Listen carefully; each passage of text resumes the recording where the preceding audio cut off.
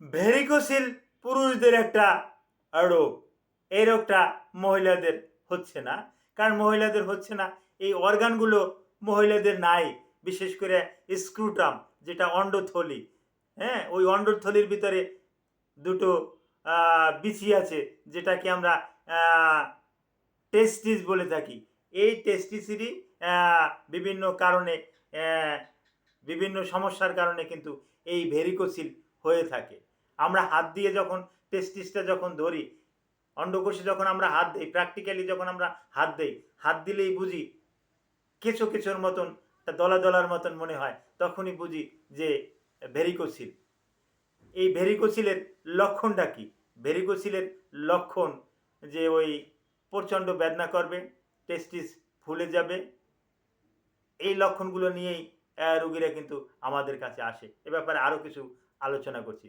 আসসালামু আলাইকুম রহমতুল্লাহি ওয়া বারাকাতুহু। আমি ডাক্তার মীর শহীদুল ইসলাম। আমার চেম্বার শুভেচ্ছা 255, ঐতিহ্যবাহী শেখঘাট, সিলেট। যে কোনো একটা সার্চ ইঞ্জিনে ডাক্তার মীর শহীদুল ইসলাম কথাটি লিখে সার্চ দিলে আপনি আমার সম্পর্কে বিস্তারিত তথ্য পেয়ে যাবেন। দর্শক শ্রোতা, আলোচনা করছি ভেরিকোসিল নিয়ে।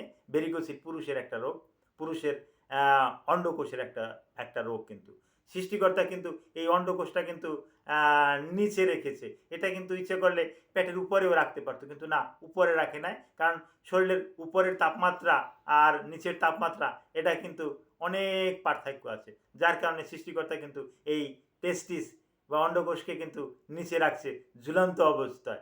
ওর ভিতরে ঝুলন্ত অবস্থায় ওর ভিতরে দুটো দুটো বিসি আছে, যেটাকে আমরা টেস্টিস বলে থাকি। এখন এই টেস্টিসে যদি ভেইন আছে, টেস্টিসের পাশ দিয়ে ভেইন আছে, আর্টারি আছে।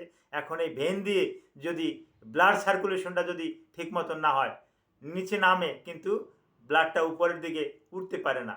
যার পরিপ্রেক্ষিতে ওখানে কিন্তু প্রচণ্ড বেদনা করে।